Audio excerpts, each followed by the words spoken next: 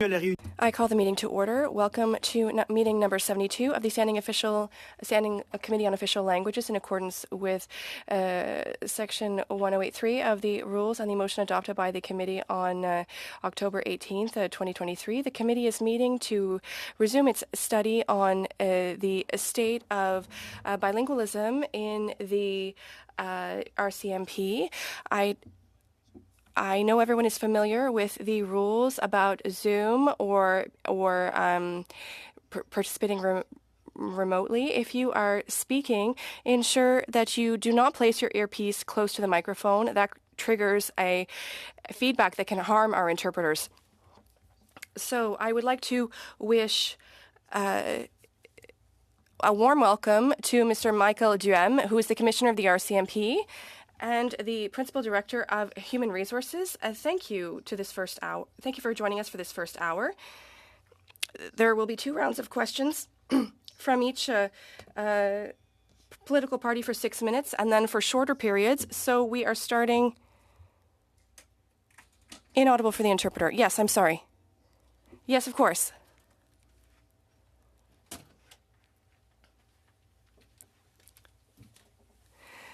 Yes, thank you for reminding me. I was getting there, but I was going to say that prior to the question period, we give 5 minutes to the witnesses, and I am very strict on time, and it is not because I am strict. I just want to give as much time to the MPs as possible to ask questions on the times that we agreed upon. So, Mr. Duhem, you have 5 minutes. I think you have the floor. Thank you, Mr. Chair. Good morning. Vice chairs and members of the committee, thank you for the invitation to be with you today to discuss bilingualism within the RCMP. I am joined by Nadine Huggins, the Chief Human Resources Officer. The RCMP has international, federal, and provincial responsibilities, as well as municipal responsibilities. It has 30,000 employees, 19,000 regular members that are police officers, and 11,000 members that are public servants. It has 3 distinct mandates. It is the frontline police for 3 provinces and 2 territories, including over 150 municipalities and a number of First Nations as well. We have a transporter responsibilities. We also deal with cybercrime, financial crime, international deployments, and intelligence. 3 of these mandates deal with laboratory services, and a number of them support police operations in Canada. I am bilingual, and I consider both official languages to be an important part of our culture, and I am happy to talk to you about the RCMP's current strategy to comply with the Official Languages Act. 87.5% of employees in bilingual positions meet the language requirement. Among civilians, it is 91%. It is 95%. And it's 82% for police officers. Certain challenges among senior management with respect to bilingualism. I'm pleased to put... Allez-y, Monsieur Godin. Il y en a marqué. OK, parfait. Allez-y, continuez. I'm pleased that public service employees at the EX1 to EX5 levels meet their language requirements in about 98% of bilingual positions, while that percentage is unfortunately only 59% at the officer level regular members in bilingual positions. With the organization focused on its operational mandate of ensuring public safety, we have struggled at times in ensuring our full compliance with the Act. But I'm committed to improving second language competencies across senior leadership and the entire organization. To support this, I approved an official languages strategy with implementation to start this fall. It is centered on 4 priority areas: strengthening leadership in official languages, promoting legislative compliances with the Official Language Act, creating a culture of inclusion and ensuring accountability, transparency, and measuring progress. Dans le cadre de cette stratégie, nous identifierons les lacunes. Under this strategy, we are identifying gaps and obstacles to compliance.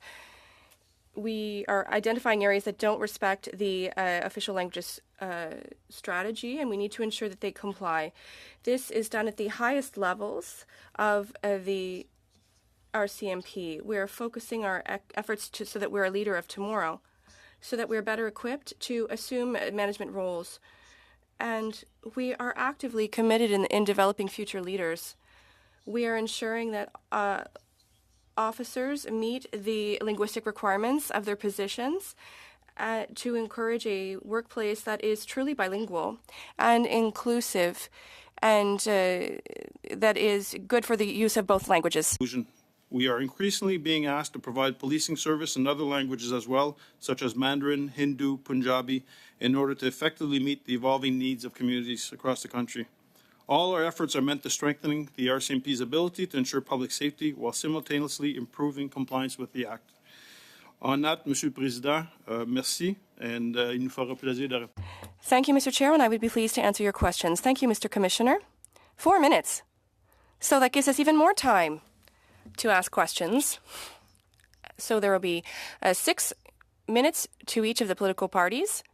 We'll start with the first Vice Chair, Mr. Joël Gaudin. You have the floor. So since there's more time, you should give me 7 minutes. Mr. Commissioner, thank you for joining us this morning. I'm going to give you a blitz of questions here. I would like to ask you a couple of questions first. Do you know the obligations of the GRC, of the RCMP on official languages? Yes. In details, well, I know the broad strokes of it. In 1988, since that time, the Commissioner has had to, well, you need to oversee to ensure that the official languages are respected. Now, in 2023, with Bill C-13, it's no longer oversight. It is an obligation. So I would like to know what has changed within your organization since Bill C-13 was passed. In terms of the organization, I can't speak for what's happened from 1988 to date, but I know that we knew about the changes that were coming from the Treasury Board about the positions, because in 2 years, there will be an increase of level of bilingual positions across Canada, and we have started to look at the strategy of how to deal with that. So I'm not familiar with what was done before, but since I've been in this position, we have adopted a strategy for the organization. I have been in my position since March 18th. So when the Act came into effect in June, you were informed? Yes, when it came into effect. But the processes that we established to ensure the follow-up or the continuity of all of the bilingual positions, I think that the strategy that we have is to strike a balance so that we can identify these positions. Between June and today, there should have been a change in your operations. Well, simply in terms of planning. Were you been made aware of the article by Daniel Leblanc? Of course, yes. He called me. And everything in that article, is that true? Yes, Mr. Leblanc is an accredited journalist, but I think that I could add a bit of clarity about the organization, if you would allow me. But what you're saying, that everything in the article is true. Well, I would need to reflect, but yes, what I read, yes. If there are any falsehoods, I'm sure you would have corrected them. Is that right? Yes, yes, we had a discussion. Now, did the Treasury Board reach out to you following the article? No, but I had a conversation with our Minister LeBlanc. But the Treasury Board, because Minister LeBlanc is not the one who is in charge of this. Did the minister inform you that there were instructions and you should follow up with the Treasury Board? The minister did not share that with me, but at my level, I did not have any calls from the Treasury Board. In the article, it is mentioned that the RCMP is explaining that it could not provide the exact number of people that do not meet the language requirements of their positions. And because of confidentiality reasons, could you explain us the rationale behind that? Yes, I read that part, and I don't understand why the organization why we said that it would be a privacy matter, because I think it's just numbers. I was surprised when I read it. I agree with you. Is it possible for you to provide us with that data? I commit to providing that information to the committee. Once again, in the article, you mentioned that only Francophones currently receive second language courses in their training in Saskatchewan, and Anglophones are not taking French courses, but that's coming. That is mentioned by Ms. Huggins, who is with us today. How do you explain that Francophones want to learn English, but the opposite isn't true? Don't you think that there is a gap within the organization to encourage Anglophones to learn French? Because you'll understand that French is much more vulnerable than English is. This is an English and French country, and French is the vulnerable language. So can you explain me that? Madam, In 30 seconds, I'll let Ms. Huggins talk a bit more about how the training goes and how it runs underway. I'll also let her talk about how we approach the Francophone issue versus the Anglophone one in this regard. Thank you for the question. We prepared the Francophone portion of this to ensure that we can provide French language services everywhere in Canada. This is because we had official language minority communities across Canada, and we would like to have officers and members and employees be able to speak French in these communities. With regard to English language training, we have started to plan this. We are preparing a program to help English speakers learn French. Across the organization, we have training policies that are available in both languages. Bilingualism means English as well. It's important to train them in English too. In English and French, everyone has the right to training. There's no incentive necessarily, is there, for Francophones to learn, Anglophones to learn French? Clearly, it's important for Anglophones. Is there an incentive program, something to motivate, incentivize Anglophones to learn French? There is the bilingual bonus. Thank you. And it's the same for those who speak English and French. Thank you, Ms. Huggins. It's 6 minutes for you.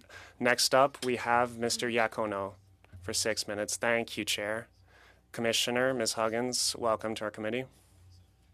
Commissioner, what is your plan to tackle the issue that the RCMP has bilingual positions staffed by unilingual officers? This was mentioned last week. First of all,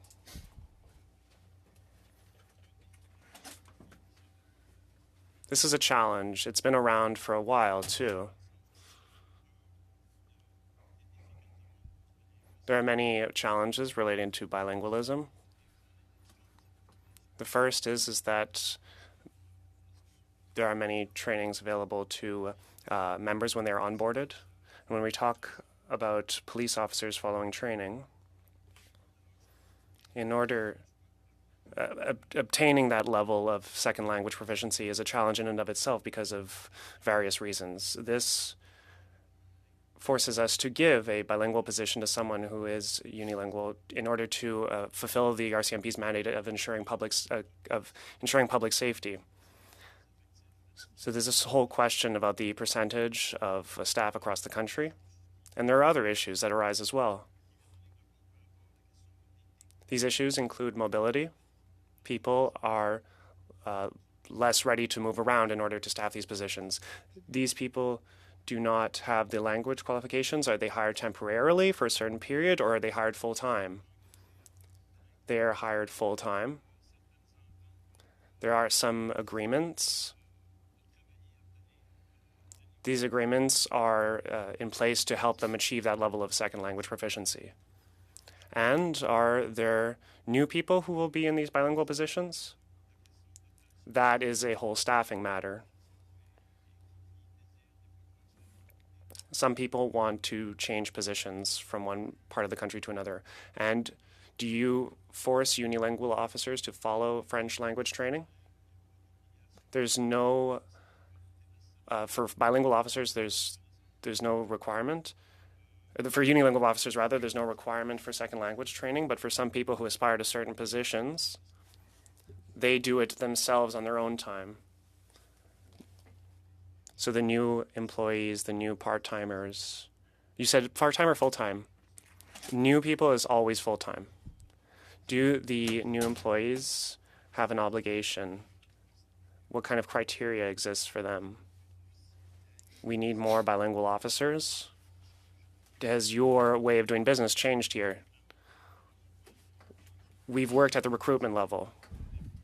Ms. Huggins and I talked about the importance of recruiting more bilingual people in order to staff positions. This would also be to position the RCMP for a change in 2 years for better bilingualism. I would like to talk a bit more about the hiring process. How does that work? For when people enter the organizations? I'll let Ms. Huggins explain the details very briefly, because we could spend quite a bit of time on this. Thank you.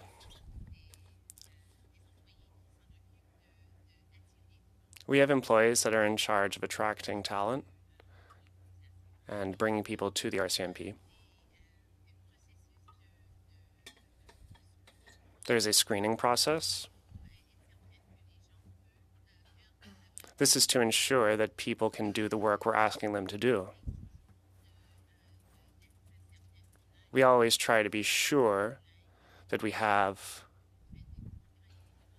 a certain number of bilingual people graduating from the academy, and we've started to increase the number of bilingual classrooms.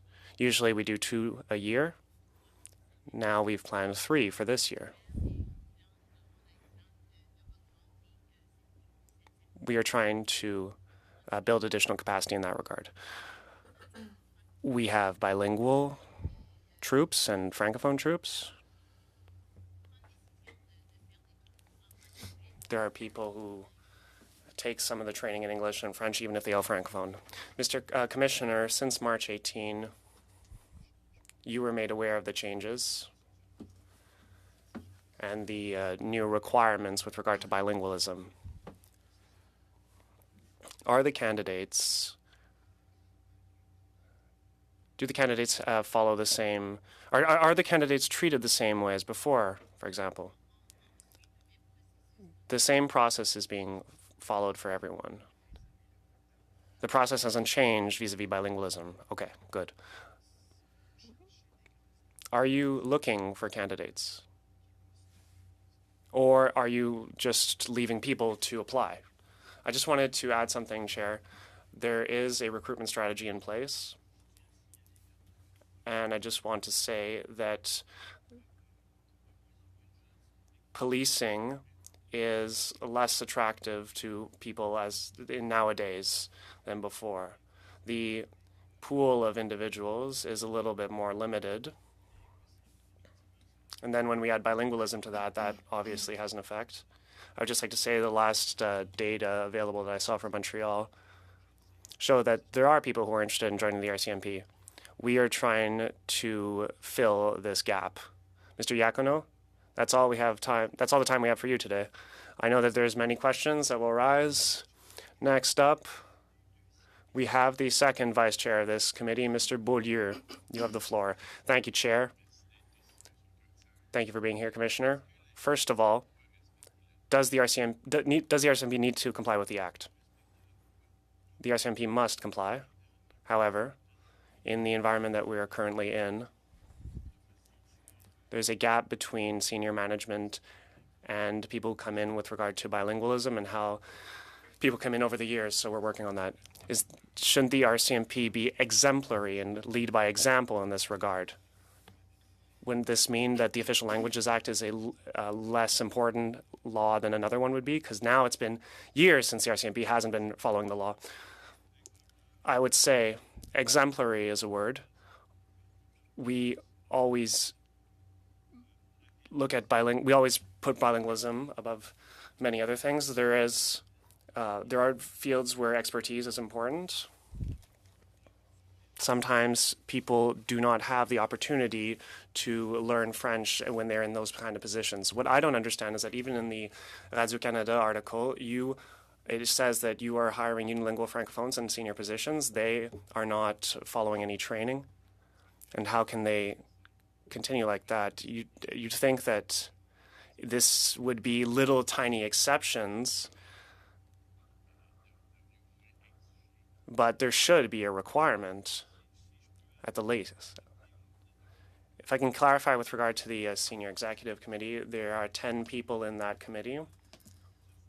And I can assure you that among those 10 people, 5 have the valid bilingualism profile, 3 have the expired profile, 3 who do not meet the requirements. And of those 3, it's there are 2 positions of those 3, one in BC and one in Alberta. They were exempted in the past because they work in an English environment, but with the new amendments, there are additional issues that come into play, and that is that.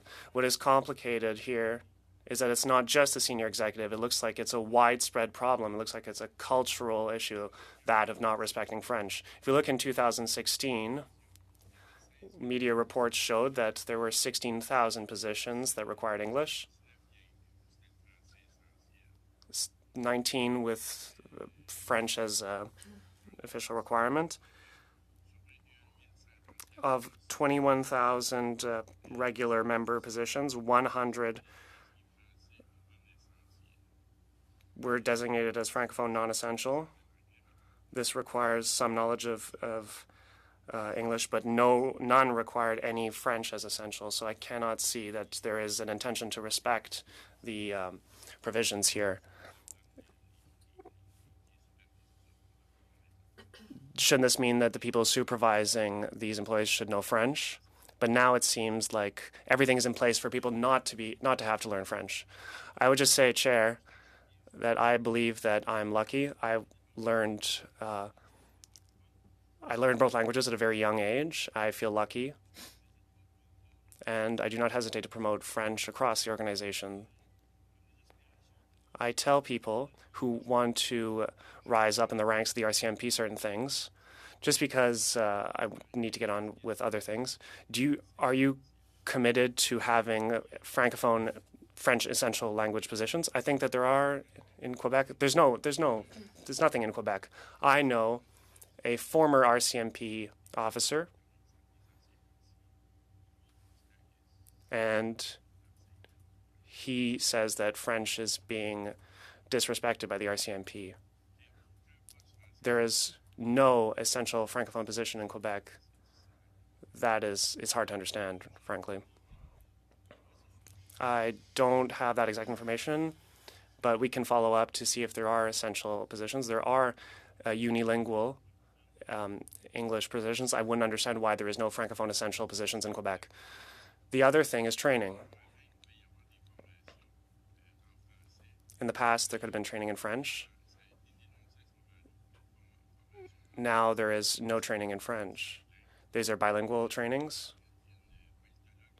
There is a political science expert, Stéphanie Chouinard, who is talking about this issue, saying that given the issue of bilingualism, Francophones are always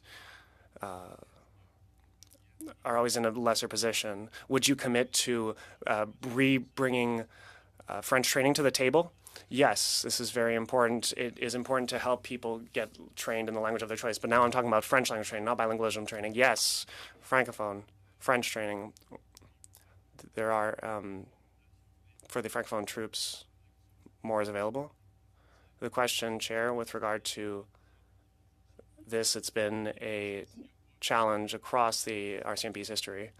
If there's no training for Francophone troops, there will be no respect. I was speaking with Roméo Dallaire, and he said it was the same thing in the armed forces. He said if it's not 75-90% of members that are Francophone, English would dominate. It's interesting, Chair. I was in Manitoba. I visited the Saint-Pierre-Joli unit, and it was the first time that I met a unit where the entire conversation happened in French. Congratulations. That's all the time we have today, Mr. Beaulieu. We are now going to Manitoba. Ms. Ashton, you have the floor for 6 minutes. Merci. Thank you. First of all, we appreciate your commitment to share the number of people who don't respect the bilingual requirements of their position. We were very disappointed by the news in the media that for confidentiality reasons you could not share the number, and I appreciate that you are recognizing that it is essential to have that information. Speaking of this, could you please tell us the percentage of bilingual positions within the RCMP, the percentage of unilingual positions in French and unilingual in English, please?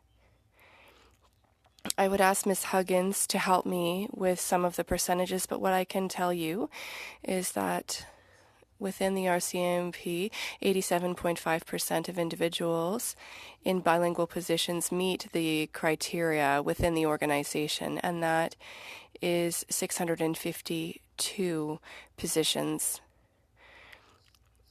I don't know whether we have statistics about unilingual positions. I'll turn to Ms. Huggins. Yes, Ms. Ashton, just to specify that all additional information that you have, that you don't necessarily have with you, but if you have it later, please send it to our clerk, and she will ensure that it is sent to committee members. I will reset the clock, Ms. Ashton. Please go ahead.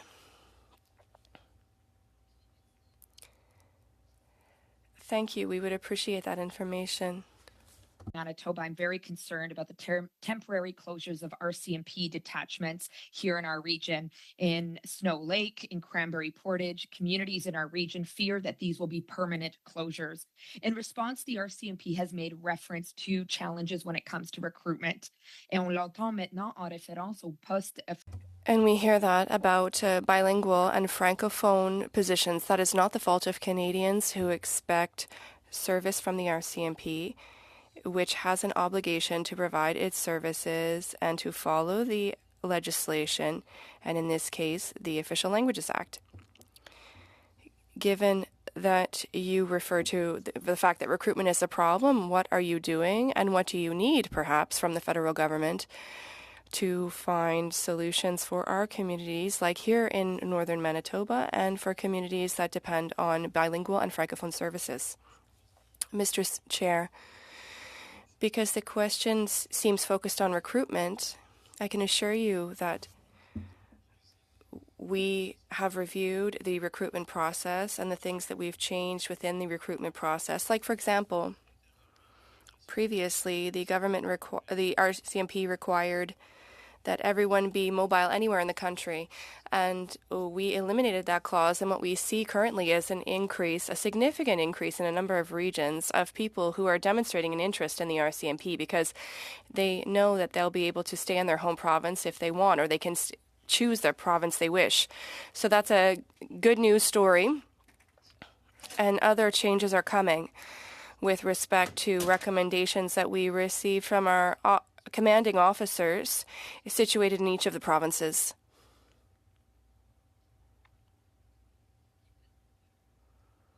Okay, speaking about recruitment, particularly bilingual recruitment, do you give paid leave to RCMP officers to take French courses, even if they occupy a unilingual position?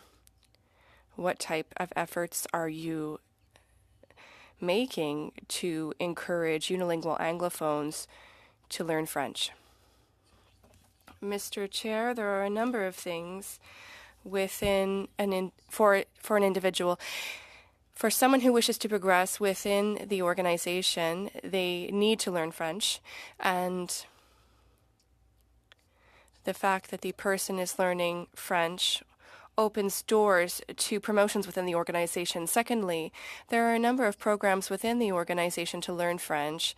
There are some programs when there is demand from the sector, and we can ask for a police officer to go in training 8 hours a day to learn French, and that is still being done. You heard Ms. Huggins talk about efforts at DEPO. People spend 13 weeks of training to learn English. That is for Francophones. So there are a number of incentives, and if people wish to take training on their own time, they can submit a form that we will reimburse them for.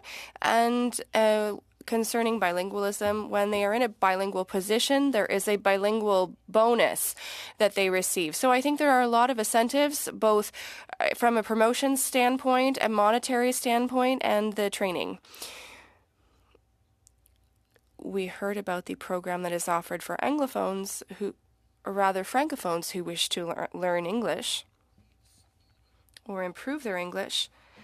But on the other issue, can you tell us how many currently or annually, how many Anglophones take French courses? If you don't have that information, could you please send it to the committee as quickly as possible in 10 seconds? We will check, Mr. Chair, and I vow to get back to you on that, but I have 5 seconds. I would like to say that the budget assigned to language training increased significantly this year. We are investing $2.5 million, and when we look at previous years, it was 1.3, 1.4. Thank you very much. Thank you, Ms. Ashton. And the next two questions will be 5-minute rounds. Mr. Brock. The floor is yours for 5 minutes. Merci, Monsieur le Président. Thank you, Mr. Chair. Good morning, Mr. Duham. Good morning, Madame Huggins. Commissioner, you'll agree with me that there are certain basic legal tenets in criminal law. Number one, that ignorance of the law is no excuse. Every Canadian is not above the law, and that the criminal code applies to all Canadians, including members of Parliament and the Prime Minister himself. Is that correct?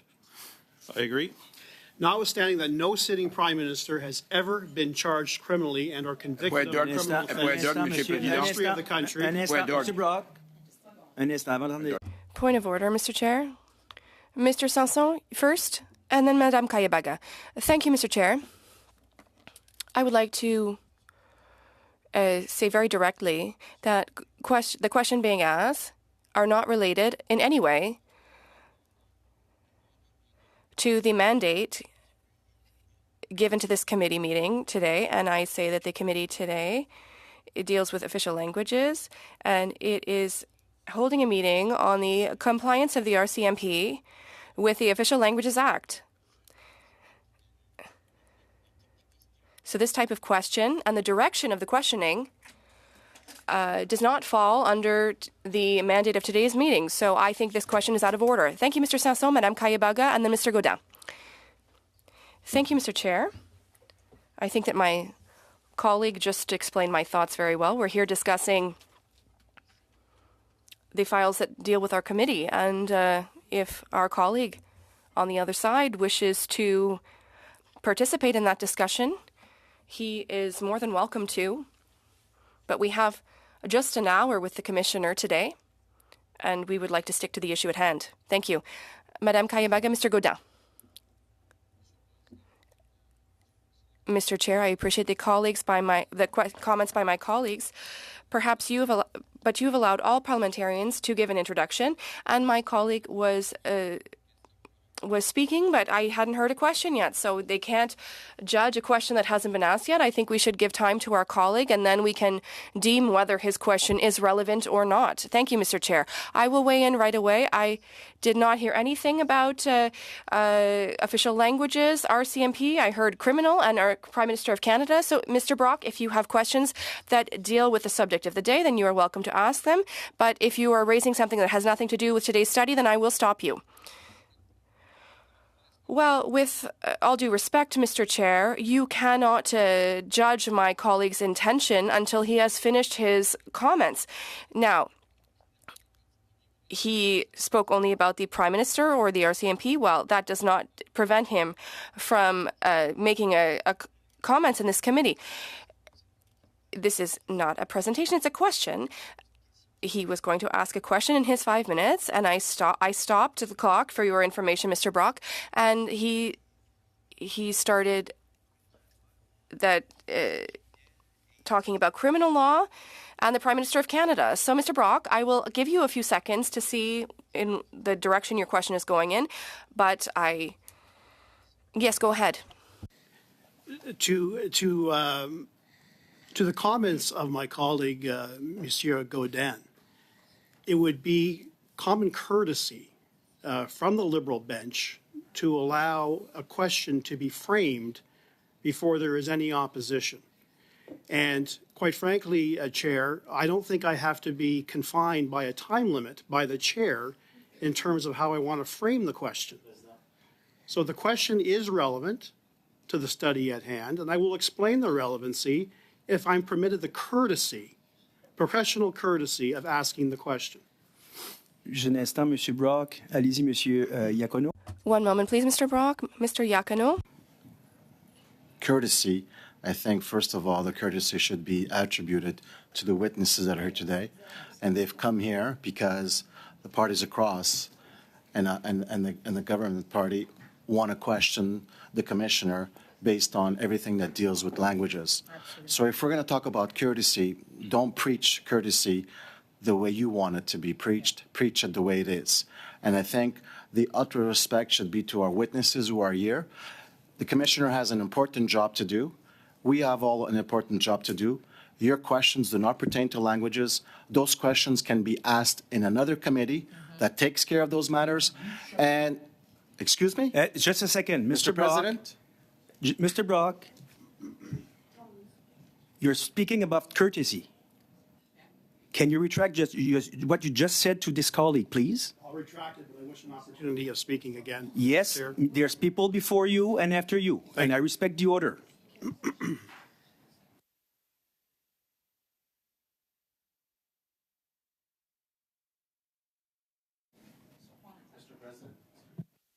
Iacono, vous avez le plancher. Mr. Iacono, you have the floor. Until the member across apologizes to the whole committee, to the witnesses, and in particular to me for the word he has said. Il vient juste de retirer ce qu'il vient de dire. He just withdrew what he said. Mais un instant. One moment, please. What Mr. Iacono said is that he is asking for Mr. Brock to apologize and to withdraw what he said to my colleague, to our colleague. So, Mr. Brock, do you accept to withdraw your comments and ask a question of the witness? For the comment that you made to Mr. Iacono. I withdraw the comment. I did. I just made the separation with the two. Retracting a comment is not what Mr. Iacono is asking. He's asking to apologize to the. I apologize to Thank the you. committee. Thank you. I apologize to the witness. Thank you. But I still have more to say with respect to the Yep. original objection. Thank you. Monsieur le Président, point d'ordre. Mr. Chair, point of order. Yes, I will respect the order. Mr. Iacono, Mr. Dalton, after Mr. Brock, and then Mr. Gaudin. Mr. Dalton, you have the floor. Merci. Thank you very much, Mr. Chair. And I am very disappointed by the reaction, the immediate reaction to my colleague. He said 2 sentences and immediately it was just an explosion. I think that a bit of courtesy, it goes both ways. We need to listen so that he can frame his question. We should really have waited and not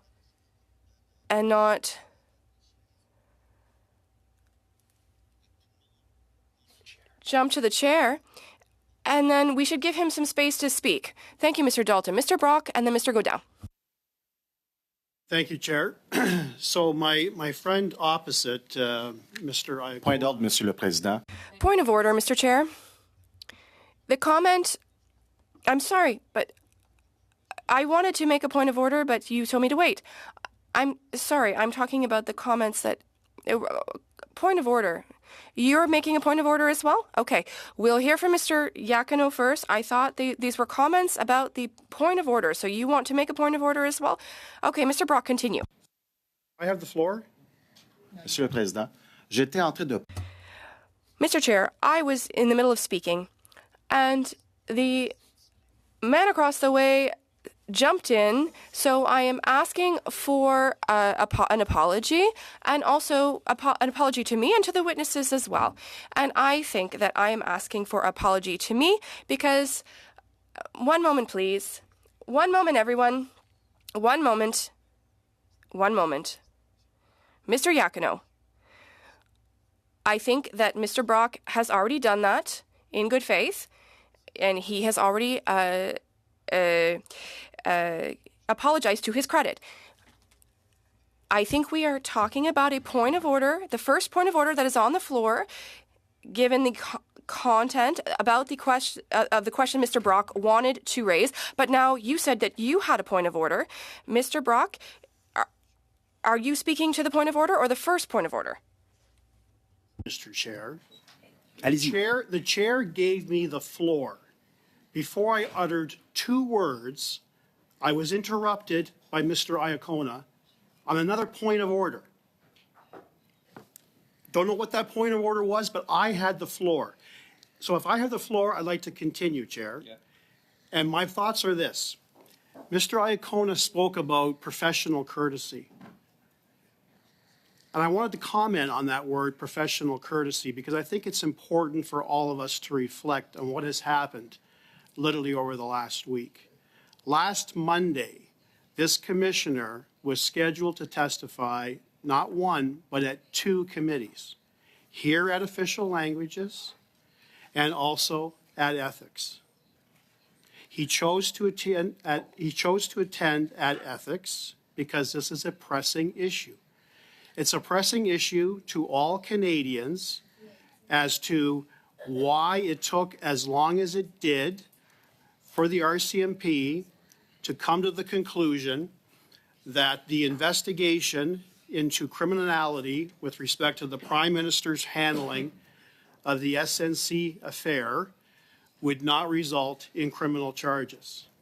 He was expected to Point of order, Mr. Chair. floor, Mr. Iacona, and I have the floor, Mr. Sampson. Non, mais un instant, Monsieur Brock. Là. Monsieur, and, Inaudible. Ton nom, mon nom de famille. ben, c'est ça. Inaudible.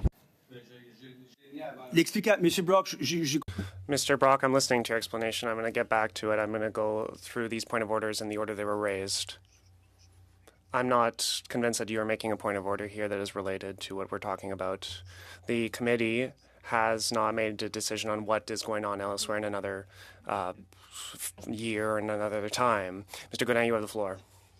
Mr. Chair, I would like to present my apologies to the Commissioner here because this chaos over here that was provoked by the Liberals, they do not want us to have a discussion with you. I find it unacceptable. When Mr. Iacono speaks of professional courtesy, I think that he should be courteous enough and to appreciate my colleagues' apologies and to continue doing our meeting. Everything was going swimmingly up to date, and now, you know, your point of order, Mr. Godin, I would just like to give the floor back to Mr. Brock so that we can move forward and to ask my colleagues opposite to stop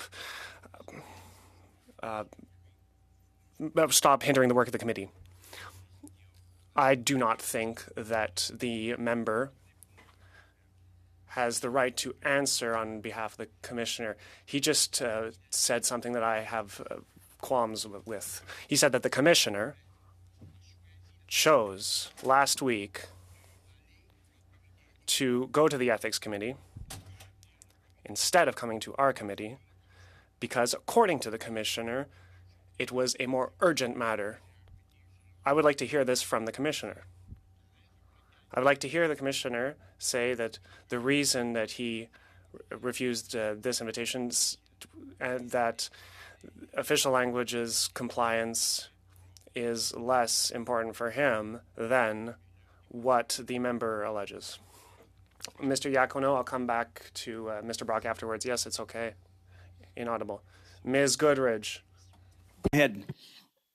Thank you. So I very much appreciate the fact that this has devolved into chaos because the Liberals don't want to hear what Mr. Brock is trying to ask and how he is framing his questions. And I think it's very unfortunate that we have devolved into a space where we're just having points of order on points of order. But I will remind you, Mr. Chair, that you cannot actually point of order a point of order.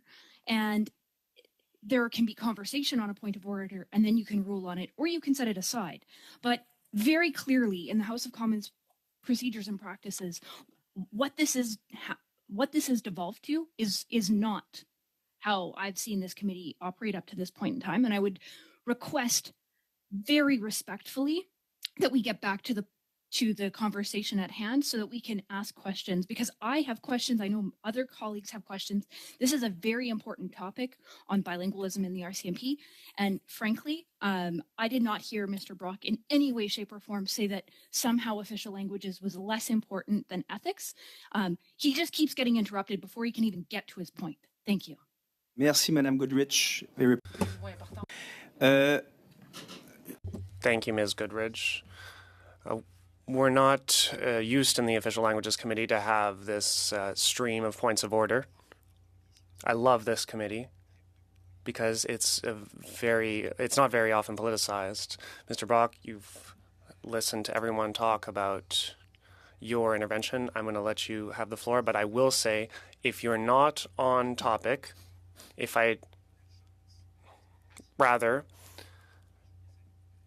you want to ask questions related to today's study, I'll let you have the floor. With respect, I wanted to provide a response to the number of interventions from the Liberals objecting to my presence and how I framed a question, which wasn't even framed because I didn't have the opportunity to frame it. And somehow I'm being denied the opportunity. And I wanted to provide context, and I was objected to at that last occasion that I tried to provide context. We talked about professional courtesy. The RCMP commissioner attended last Monday at Ethics, was prepared to comment on the SNC investigation. And the Liberals, together with the NDP, before we even heard the statement of the RCMP commissioner, shamefully shut down the committee. So we talk about professional courtessy, Chair. It goes both ways. If I can open just a bracket before you continue, your time is running, okay? Right? My time is running. running. I'm putting back the clock. All right? Thank you. Okay. So, Commissioner, going back to the original line of questioning, although no prime minister in the history of this country has ever been charged and or convicted of a criminal offense, if your service had reasonable and probable grounds to believe a criminal offense had been committed, such as obstruction of justice, again, the opportunity of framing a question. Now for the second time by the Liberals. Mr. Brock, forget the Liberals or forget the NDP or the Bloc or whatever. For now, the point of order is clear. And you know exactly what was the point of order. And why you're here today, or why this committee is sitting today in front of those witnesses, is to ask them questions concerning the present study. That's not where you're going at all. Okay? So I tend to agree with what I'm hearing in terms of point of orders. You're not... Chair, point of order. Again, you are denying me my privileges in terms of asking a full question. The question was not fully asked of the witness. The Liberals are shutting me down again, and now the chair is shutting me down again. Is that what you're saying, Chair? Monsieur Brock, en toute politesse, si vous pensez que je suis en train de faire... Mr. Brock, if you really believe that I'm doing this as my role as chair, I cannot prevent you from saying that, but it's not at all my intention here. I respect the points of order, and I accept what I've heard as a point of order with regard to the right to ask questions on the topic at hand. That is not what you were doing. I let you speak in an attempt to convince me, which is what you're doing, but you haven't convinced me. I have to be allowed to ask the question before I can convince anybody of the relevancy by which I'm asking the question. And I'm repeatedly being denied by the Liberal bench and now the chair. Peut-être à vous, Monsieur Brock, de penser ça. Je vous dis, vous avez tort. It's up to you if you believe that, but you are wrong to say that I am not able to do anything. Par rapport à l'étude d'aujourd'hui, je vous le permets. I would allow you to ask a question about today's study. Pardon un instant. Point du jour. Point à l'ordre, pardon. Point of order. Thank you, Chair. I would like to go back to the topic at hand. Our Bloc Québécois colleague asked for this study. This is his study. These are his guests and witnesses. We are in the Official Languages Committee. If we want to have an ethics discussion, we can take it to ethics. But today is the first time that we're meeting on this topic. We're talking about bilingualism within the RCMP, and we want to do this. We don't want to waste our witnesses' time. We have questions, Chair, that we want to ask them, and we don't want to lose them before we have the chance to ask those questions. Our communities want us to ask these questions. They're in the various programs with students, and they are wondering how they can get into the RCMP. So we would like to get back to our study. Mr. Beaulieu introduced this and brought it forward. We want to finish the study today. Thank you, thank you, member. And then next to Mr. Beaulieu. Okay, before invalidating this, maybe he will bring the issue of official languages, and I think that doing this would that what we're doing now is harming the process. I would like to extend this 10 or 15-minute period because or else things will happen. Chair, there are witnesses waiting outside the room now for the second hour. They're there for the second hour. Mr. Godet, I'm listening to you. You have the floor. I have two things to say.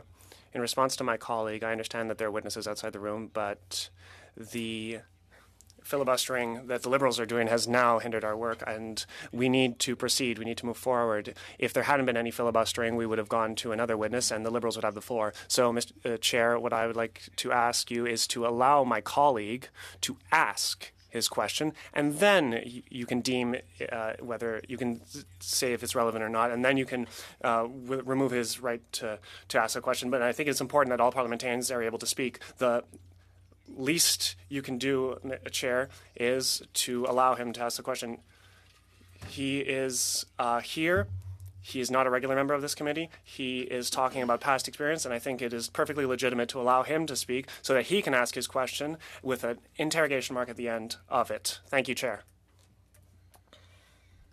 Point of order. I asked the clerk to read the question. He asked the question. He asked it. Look at the question. It says, with regard to the commissioner, ... do you agree?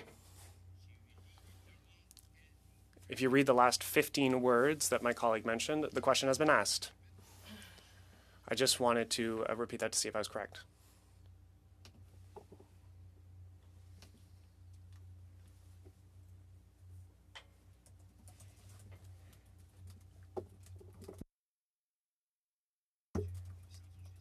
Mr. Sanson, I understand, but I'm going to leave Mr. Brock the floor. Ms. Clerk, you want that the clerk read the question or the motion? The question. He asked a question. My colleague opposite said that we did not give him the opportunity to ask his question. He asked his question. The question has nothing to do with official languages. Listen to the question. We don't have the question. We do not have that information at this hand. It will come later with transcription. I would just add something. Excuse me, Mr. Brock has the floor. Thank you, Chair, again. I have questions related to official languages, but no member of this committee, particularly from the Liberals and the NDP, can suggest how I have to frame my questions or whether or not I can ask questions in sequential order. So there is a connection by which I'm trying to have the opportunity of questioning the RCMP Commissioner, because the SNC Corporation, a Quebec-based corporation, is very much concerned about official languages. If you recall, Chair, not too long ago, the CEO of SNC-Lavalin canceled a Montreal speech after the Canadian boss at the time refused to speak in the French language. So you acknowledge that, and I have a right to question the commissioner with respect to the corporation. Okay, absolument. Monsieur Iacono? Écoutez, Listen, we're in an official languages committee. This subject today is languages, bilingualism. It has nothing to do with criminal accusations. And I don't know where the link is between the languages and criminal charges. I do not understand. If we're going to debate languages and bilingualism, let's keep it at that. If we're going to debate criminal charges, I don't think that we're in the right committee to do so. Thank you.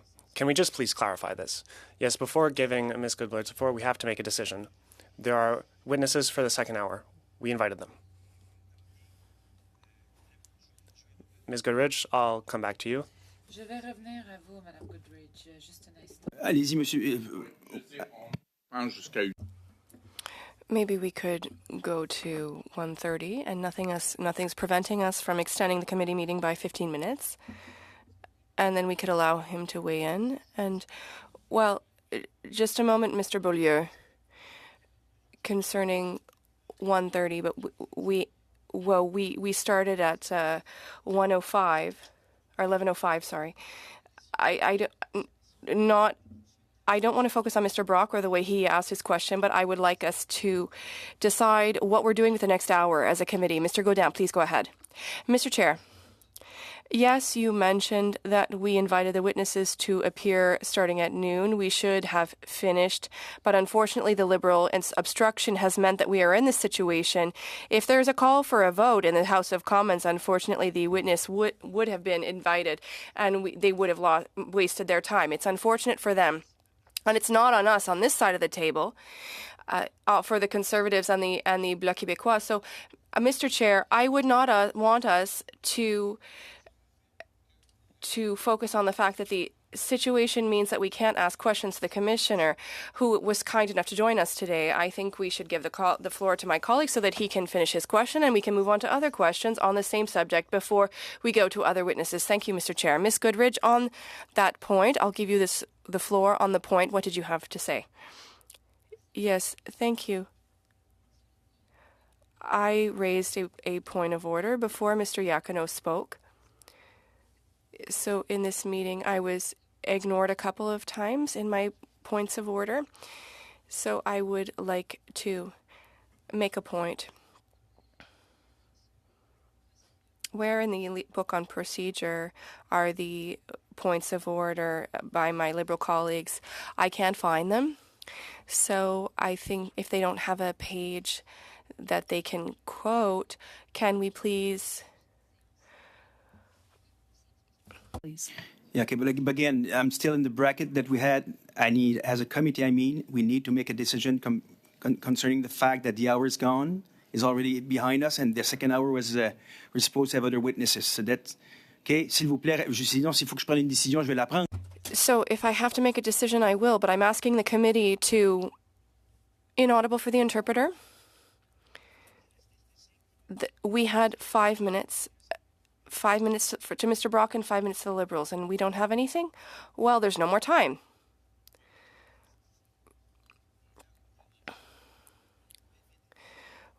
Well, please help me make a decision. If not, I will make it myself. Mr. Chair, I move that we do one last round of questioning, wrapping up with Mr. Brock, giving the speaking time to the Liberals and to the Bloc Québécois and to the NDP.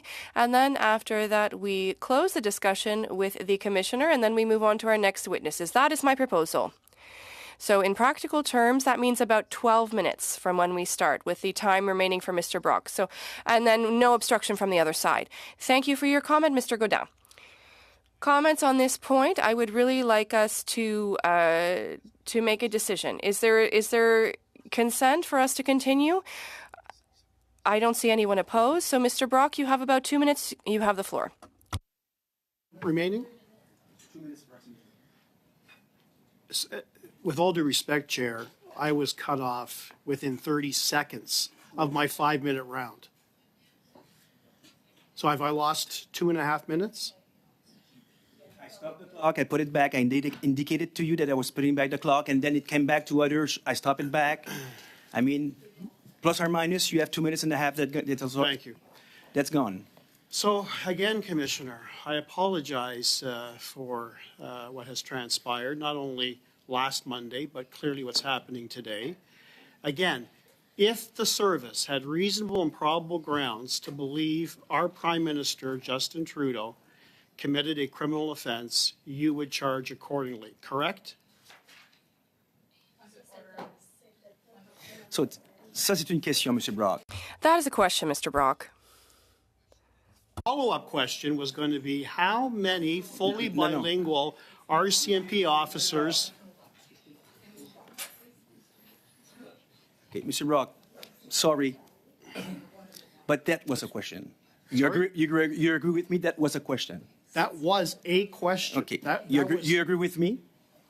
You Do I agree? just asked the commissioner a question? I repeated the same question Okay. that was put to the commissioner before the interruptions. So this is clearly a question, right? I was repeating the same question. Yeah, I agree. We're saying the same thing, Right. okay? But that is not related to the present study. Well, then I okay? have a related question, Chair. But it was not one. I repeated the same question that the Liberals interfered with, Chair. So Wait. whether you allow the commissioner to Mr. Brock, respond or not, Mr. Brock, désolé. Mr. Brock, I'm sorry. One moment, please. In good faith, I let you go.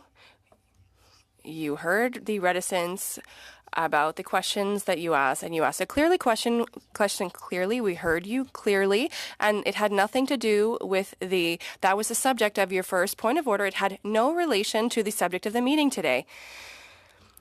Do you wish to ask a question to the witness that deals with this study? I am asking you for the same courtesy that you are asking from the Liberals. Could you please tell us whether you have a question concerning the current study for the witness? If not, then you have colleagues that could ask questions. Allez-y. Commissioner, how many fully bilingual officers were a part of the investigative team on the SNC scandal? I don't have, Mr. Chair, I don't have the exact number. The lead investigator who was here last Monday is bilingual, but more than happy to circle back. What's that person's name? Staff Sergeant Frédéric Pincence, P-I-N-C-I-N-C-E. Was he the lead investigator? I believe he was the lead investigator on the file. Okay. How many other members of his team? I'd have to get back to you as to how many people were actually assigned to that file as it grew. So Okay. And was he specifically assigned to speak to French-speaking witnesses only? like I said, I'd have to circle back because the whole speed flow direction of the investigation Okay.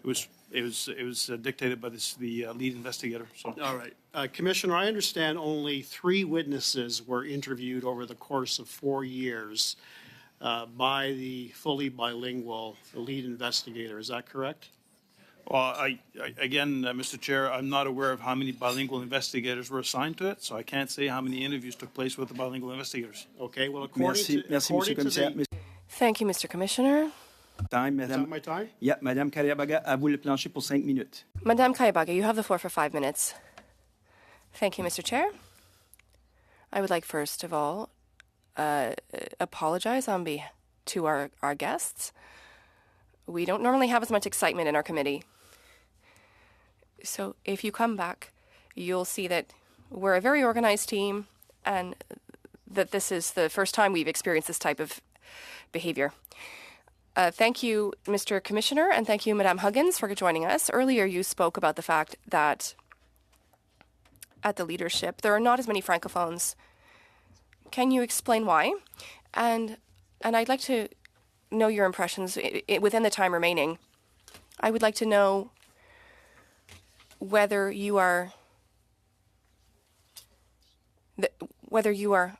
hiring people from places like Cité Collégiale or other people.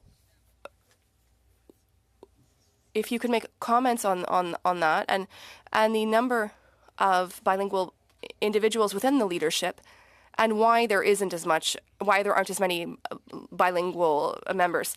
Concerning recruitment, yes, of course.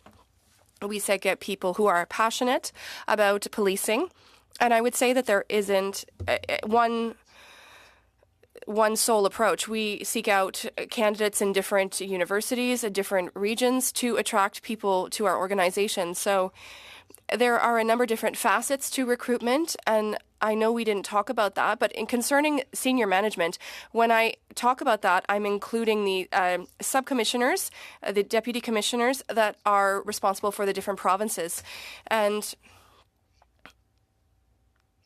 I mentioned earlier that most of our senior officers are in BC and Alberta, and the issue of mobility of our staffing, we see that we have less mobility, for which in previous years people accepted promotions and moved, and we see that less. And one of the challenges that we are facing is concerning training when people are working. There are people who are working in key positions, and so the issue of training and leaving their position for 6 months to learn a second language is difficult because of the loss of expertise. I'm sorry to cut you off. It's not my intention. You haven't yet responded to my question on the fact that earlier you mentioned about the leadership. There are not enough bilingual positions for francophones. Can you tell us why? What is the number of francophone bilingual candidates that you have, and why? For the exact number of bilingual positions, I don't think that I talked about bilingual positions. I said that we filled some bilingual positions at high levels. Why? Well, is it that the francophones that you've recruited are not eligible? Or over the years, well, it's a problem that has existed for many years. And currently, there is a gap between the people who have not mastered their second language. And so there are some positions for which, as I mentioned earlier, we need to go with someone who has expertise for the position, and then that person commits to taking training. Can you send us in writing the number of bilingual senior officers? And for what I said earlier about the pools like Cité Collégiale, is that part of the resources that you use? And how many candidates do you take from Cité Collégiale, for example?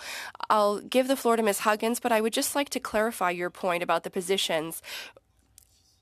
An officer post is management within the organization, and so we will provide the bilingualism data for senior ranking officials, and then Madame Huggins will speak to Cité Collégiale. The answer is simple: yes. We look at all resources that are available for recruiting. It's easier for the public service than for police officers. For officers, we have depot and 6 months training, but we just started a project for staff at the federal level, and we will look at candidates that have training from another college. Thank you very much, Ms. Huggins. Thank you, Ms. Kayabaga. Mr. Beaulieu, you have the floor for 2.5 minutes. Thank you. Mr. Commissioner, given all of the non-compliance recently, there have been ATIP requests in French. They're longer to receive. Recently, the Official Languages Commissioner blamed the RCMP in PEI because warning advisories are published in French 4 hours later. But is the RCMP shouldn't the RCMP as an institution apologize to Quebecers and francophones outside of Quebec? I can reassure you, Mr. Chair, that the organization is taking bilingualism levels very seriously. There were times in the past about warnings issued unilingually in English and then published later in French. I would say that sometimes it is the urgency of the situation, but we have the 4 pillars of our strategy, and we are really going to ensure that a message comes out at the same time in both official languages. Can you give us a commitment that there will be positions that are French essential, that there not just that there will be training in French? Yes, I can tell you that we will look at the situation, particularly in Quebec, to see whether there are French essential positions. And then the issue of Francophone training. Well, we've been discussing it for a number of years now, and we'll continue to do so. I think it's really essential because if you say you have difficulty recruiting people, well, if there's no training, it doesn't give Francophones the opportunity to rise in the ranks. And because I'm thinking about the federal government that has good intentions but does nothing. Were you contacted by people from the government, from official languages, from public safety to ask you to comply with the Official Languages Act at the RCMP? We were spoken to by Minister Leblanc to discuss the importance of French in the organization and of a plan to move forward. This plan, once again, I am relying on people within the organization because there are no additional resources and funding. Thank you, Mr. Duhem. Madame. Ms. Ashton, you have the floor for 2.5 minutes. Thank you. I would also like to talk about something the Commissioner spoke of. There was a major weather event in the Atlantic provinces, and then there were alerts that did not come out in French until much later. Climate change is a reality. We can expect that there will be more extreme weather events as time goes on. What is the RCMP doing to improve communications with regard to weather alerts and to ensure that this does not happen again? This issue will be raised with the communications director to ensure that we are doing everything we can to ensure that when there are communications with the population, that those communications are released in both languages at the same time and not with a certain delay, as Mr. Beaulieu spoke of. I appreciate that. And I know that the communications director isn't with you here today, but will you be hiring people to fix this? We need to ensure that the concrete action is being taken in this regard. I believe that if we look within our organization, there would surely be a way to expedite translation when we need to issue emergency alerts. Will you allocate additional resources to ensure this happens? Resources will be allocated according to priority, but when I look at finding bilingual people in the Northwest Territories, that could be a challenge. Maybe the service could be done remotely, as it is done in Montreal and Ottawa when alerts need to be issued. Yeah. Extreme weather events will be happening at an increasing rate and will be affecting lives. Just to go back to another question, less than 10 seconds, Ms. Ashton. That doesn't leave me enough time. I would just close by saying that we look forward to receiving the information with regard to the question we asked. You don't have that data at the moment. We are looking forward to it. We're also looking forward to concrete action being taken with regard to employment and staffing to ensure that bilingual services can be available. Thank you, Ms. Ashton, Mr. Duhem, Ms. Huggins. We're just going to wait. We expect to have that information sent to the clerk. If possible, I would like to know the percentage of bilingual designated positions and the higher level versus at a lower level. And then I would like to know how these are staffed. We would like to know also how many bilingual positions are included in these statistics. Thank you. Sorry for what happened today. This is how parliamentary committees are carried out. And thanks for coming. We are looking forward to the information you'll be sending us. So we will be suspending quickly to invite them.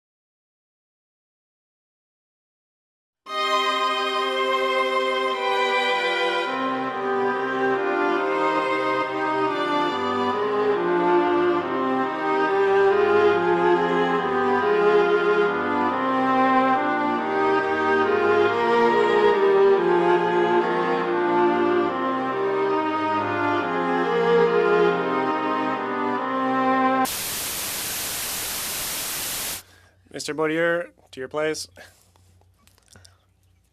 Or else the teacher will punish you.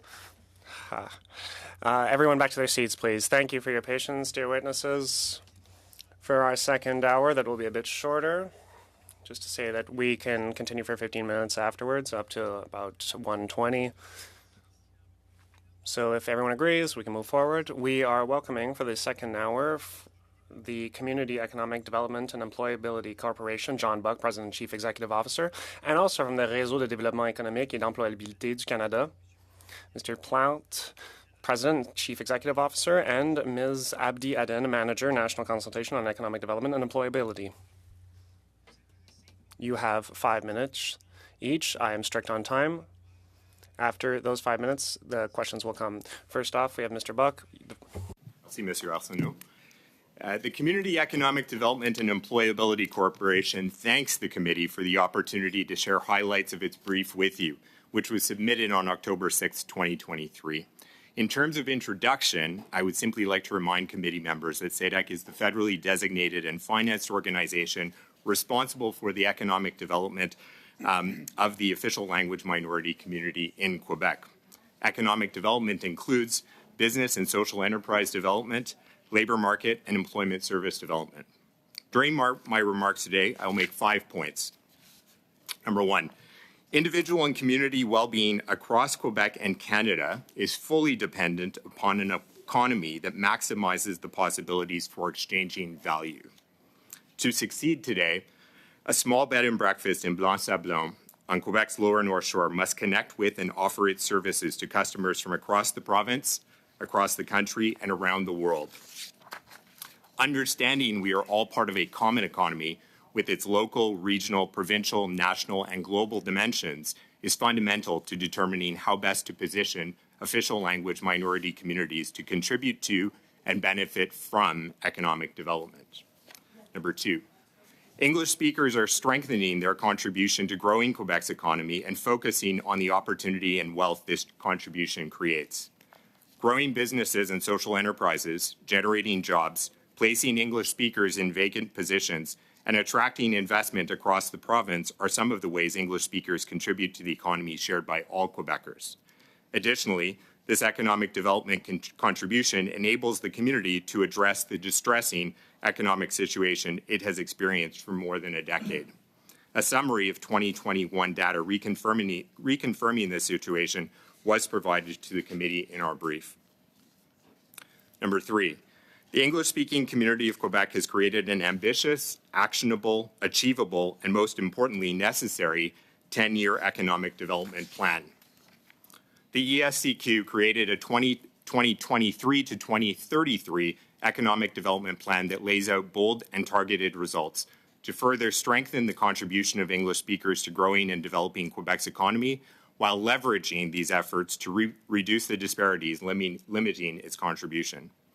The plan provides a long-term playbook to continue to enhance the well-being of English speakers and the vitality of the community, positioning it to effectively navigate the economic, social, and political dynamics of its environment. Number 4, the key to success in achieving the economic outcomes of our 10-year plan is unprecedented collaboration and coordination. To achieve success, the execution of the 10-year plan requires unprecedented collaboration and coordination across the English-speaking communities of Quebec, between the English-speaking communities of Quebec and the Francophone majority, especially Quebec's public, private, and civil society sectors, and between the English-speaking communities of Quebec and federal departments and agencies with official languages economic development responsibilities for the community.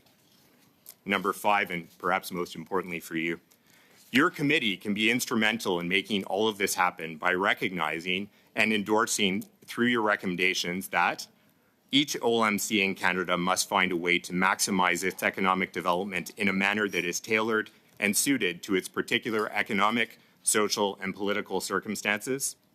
The buy-in for a long-term collaborative economic development plan developed by the English-speaking communities of Quebec is the roadmap the federal government should be guided by to ensure the community's full participation in growing and sustaining Quebec's economy while simultaneously reducing the economic disparities limiting such participation. The federal government maximized its investment in the OLL economic development space in Quebec by aligning and coordinating its funding to actively support the achievement of the economic outcomes outlined in the ESCQ's 10-year economic development plan, supporting the ESCQ economic development ecosystem created to ensure required collaboration across the community, supporting collaborative economic development as the optimal approach to ensure required collaboration between the English-speaking communities of Quebec and the Francophone majority, especially Quebec's public, private, and civil society sectors, creating a $15 million 5-year collaborative economic development leverage fund, maximizing interdepartmental coordination in the OL economic development space in Quebec under the leadership of the Department of Canadian Heritage with the active and sustained participation of ESDC, Employment and Social Development Canada, Innovation, Science and Economic Development Canada, and Canada Economic Development for Quebec regions, and working with already designated organizations such as SEDEC and enabling them to act as community hubs to receive and distribute federal transfers in a pooled, focused, and coordinated manner. Thank you, Mr. Buck. You can elaborate further if you want through the different questions that will be asked to you. Prochainement, nous allons... And next we will hear from either Mr. Plante or Madame Abdi Abdel. Mr. Plante. Good afternoon, Mr. Chair, members of the committee. On behalf of the Réseau de développement économique et d'employabilité du Canada, I would like to thank you for inviting us to speak with you today. Our network is made up of a national office that is responsible for coordinating and representing its members, who are present in every province and territory with the exception of Quebec. Our members are the experts in the field. They offer services in entrepreneurship, employability, and community economic development. We're talking about 250 professionals with special expertise in spurring economic development and fostering employability in Francophone communities across Canada. Our expert network, therefore, has a well-established footprint across the country. It is highly competent and is there for whoever would need it. As long as it's given the means, our network is always striving to do more. I've only been in my current position since June 8th. So far, I've had the chance to visit 7 provinces to better understand the reality on the ground, meet entrepreneurs and the people who use our services. I'm thrilled by what I'm seeing. From a veteran turned cheesemaker in Alberta to the bottle houses of Prince Edward Island, from the village of Saint Agathe in Manitoba, which has developed an industrial park, to Cielo Glamping, offering accommodation to open-air domes in New Brunswick. I've met many inspiring people who show just how lively and brimming with potential our Francophone communities are. This brings me to the vision I'd like to share with you. Let's be on the offensive. Let's see the economic francophonie as an opportunity. I was a panelist at the Toronto Global Forum a few days ago with 3 other organization leaders, and that was our message. In English. Yes, in English. Because it's important to make English speakers see that there is an abundance of mutually beneficial opportunities. Some projections show that there will be around 700 million Francophones on Earth by 2050, which is twice as many as today. What an extraordinary economic market this represents for Canada, whether we're talking about trade, recruitment, or entrepreneurship. We must realize that the French-speaking and bilingual immigrants we welcome not only contribute to solving the labor shortage, but they also come with their own network of contacts in their country of origin. Their employers will benefit from this if they are interested in doing business abroad. And in addition, our SMEs also have the potential to make use of the supply chains of multinational corporations with a foothold in Canada, as LMS Rail, a Francophone-managed business based in Hearst, Ontario, is doing. When it comes to the mutual benefits for both English and French-speaking communities, I'd like to refer you to the 2 languages. It's Good for Business study, co-authored by Pierre-Marcel Desjardins and David Campbell. This study demonstrates that economic bilingualism has a whole array of benefits. For example, attracting businesses, immigrants, and international students, promoting tourism, and developing industries such as engineering, telecommunications, and language industries. But I'd like to focus on one case mentioned in the study. A large company opened a call center in New Brunswick. You know when you call customer service and you have to press 1 for service in French and 2 for service in English? This means that employees are unilingual or sometimes bilingual to meet their clients' needs. The study showed that 31% of employees were French-speaking or bilingual, and 66% were unilingual English speakers. Subsequently, this same company continued to develop its IT operations from its service center and was able to create additional jobs. This is an excellent example of the importance of providing services in French while also creating jobs for English speakers. In September 2022, we organized a summit on the country's francophone economy. 200 key players gathered to exchange their findings and ideas for economic growth. Their work was compiled in a white paper published by the Réseau, which we submitted to the committee.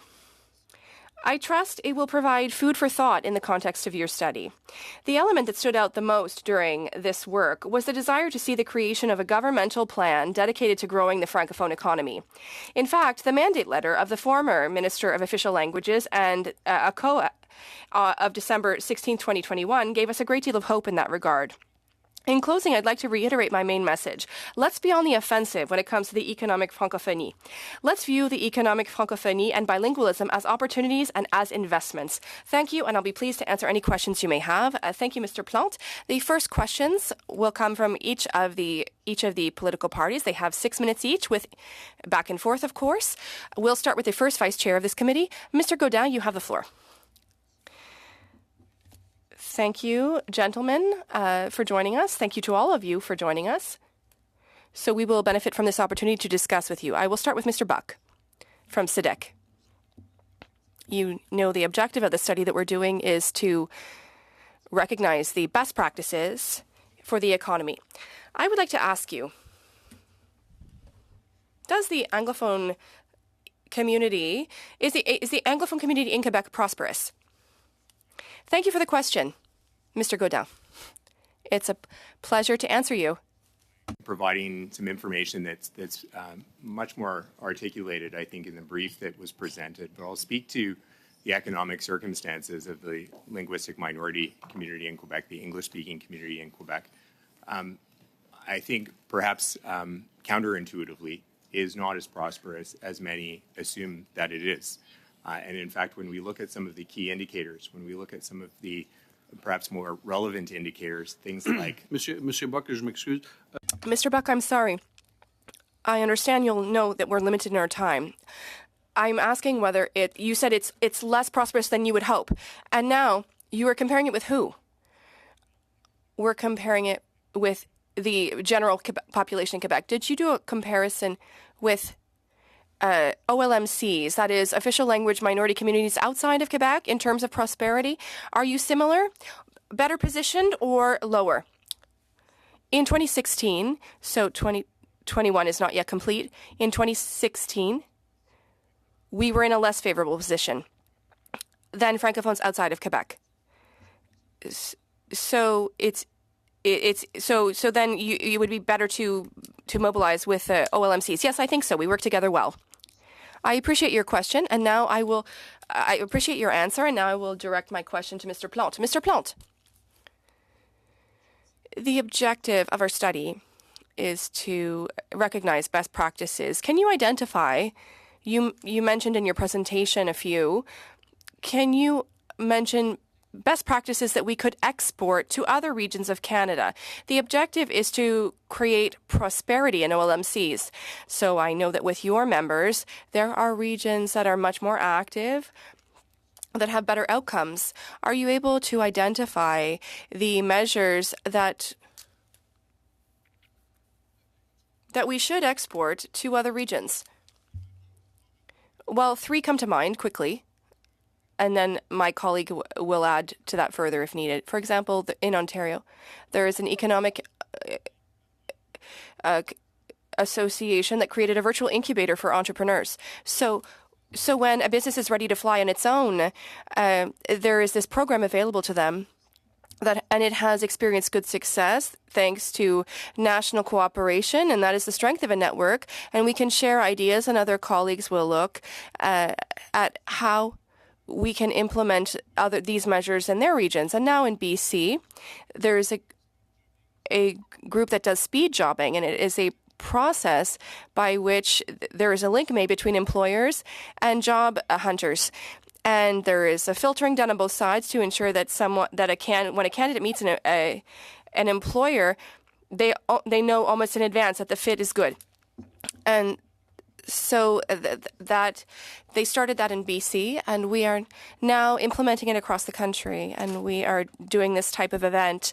And the last point I would make is that we do international recruitment as well, and we do targeted recruitment. For example, in Manitoba, there was work done with Destination Manitoba, and it met with 1,700 potential candidates. Thank you. I see that there are good ideas. Is there sharing? Is there receptiveness from other communities to talk to you, with your network, and to share these best practices? Absolutely. Yes. So you said that's what I wanted to hear. Okay, next question, because time is short. Can you tell us, in 1.5 minutes, I heard official language minority communities were very solid and prosperous in the past, but the influence of a number of factors has meant that that is weakening. Have you heard of the fact? Are you working on entrepreneurship with them? In all the provinces we visited to date, we understand that this is it's not just selling at businesses for any cost, rather. They want to keep the culture, the language, and history of the business, and they want it to have a lasting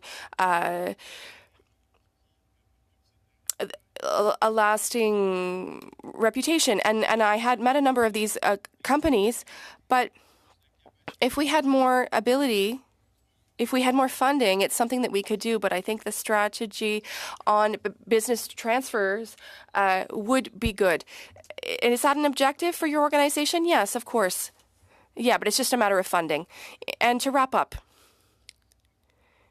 your businesses in various regions, do they hire bilingual employees or just francophones? Which is the first that you choose? Well, day-to-day operations are such. Well, if we exclude Ontario and New Brunswick and a number of provinces, I think the bilingual candidate will be more attractive. But there is still a situation. I'll give the example of Saskatchewan. Well, I'm sorry to interrupt you. You could perhaps continue on that thought later. Next 6 minutes go to Mr. Daryl Sanson. You have 6 minutes. Thank you, Mr. Chair. And thank you for your presentations. They're very appreciated. Well, colleagues, it's 8 years that since we've seen you, but I'd like to direct my questions to Francophone immigration. And I would like to know, what is the relationship between your association and associations or regional economic development regional agencies? As you know, Canada has networking that is very important. What is the relationship between your organizations and the regional agencies? Well, I'll allow you to answer. Oh, my first question is not on immigration. My first question is the tie between your association and the regional agencies for economic development across Canada. Our members have relationships themselves with the regional agencies across the country, and we also have discussions with them on a number of levels. It's not something that, well, in any case, in the last 4 months, because I'm only in this position for 4 months now, I haven't spoken to all of the agencies, but I know that our members do. And for us, Mr. Sanson. And being the official language minority community in Quebec, where there's one economic agency, regional economic agency in the form of DEC, we have a very strong relationship with DEC that actually precedes the creation of the Economic Development Initiative, EDI. We have been beneficiaries of the Economic Development Initiative since its creation. That all of you are aware in the most recent action plan is the $30 million over 5-year agreement, $10 million of which goes to Quebec. We participate with DEC. We partner with DEC in a couple of ways. One, where we have a multi-region agreement because we do have a presence in all parts of Quebec. We also have direct involvement of regional offices of DEC as well. So Merci. very direct relationship. Thank you. Monsieur Plante, Mr. Plante, I suggest that maybe that would be an important thing that we take the best policies from the regions that work in close collaboration with the economic development agencies, because as you know, those agencies fall under the federal government and they have the responsibility to work in both official languages. So I think it would be very important for the national grouping that could influence or should influence the federal government on barriers that may exist, that be presented as a file to the federal government. Always a pleasure to see you again, Madame Rukia. It has been a while. We went overseas together a few years ago. In Nova Scotia, the RD is responsible for employability. Does that same responsibility exist in all networks for Francophone immigration across Canada outside of Quebec? Yes. Can you hear me? Yes. Yes, all the RDAs have that responsibility of assuring employability. In Alberta, our members are merging with Accès Emploi, which is the employability agency in Alberta. So we are lucky enough to say that today, across the country, barring Quebec, Accès Emploi is working to help Francophone immigrants find jobs. We are looking at good practices, and we're making progress, and that's due to national consultation of these networks. In British Columbia, all RDs adopted that good product, that's best practice. So yes, definitely. Yes, thank you for that answer. This summer, I met with people from the Centre Francophone du Grand Toronto, the Toronto's. It is an organization that welcomes Francophone immigrants in Pearson. What is the link between your association and that center, which is very important for welcoming people? There are also pilot projects in Edmonton, from what I recall. Can you talk to us about these links? Or see if there are links, because welcoming people is one thing, integration is another, but employability is another thing. Are there measures that would be taken at the outset? What I would say is the welcoming practices at Toronto Pearson is a way to give information.